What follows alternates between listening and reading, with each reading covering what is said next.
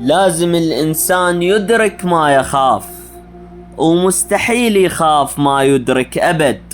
مصدر الخوف الجهل من الأساس، والشجاع اللي عنده علم ومعتقد، اللي عنده فكرة يقاتل بيد من حديد، ودينك يريدك تقاتل كالأسد.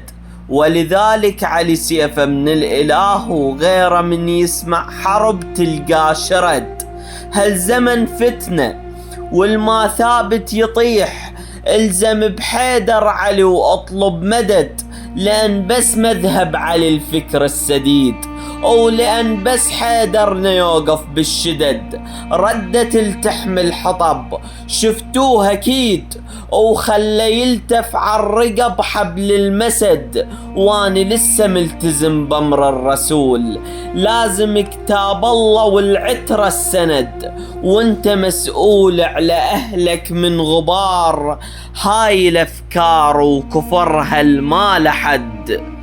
يا أيها الذين آمنوا قوا أنفسكم وأهليكم نارا وقودها الناس والحجارة عليها ملائكة غلاظ شداد لا يعصون الله ما أمرهم ويفعلون ما يؤمرون.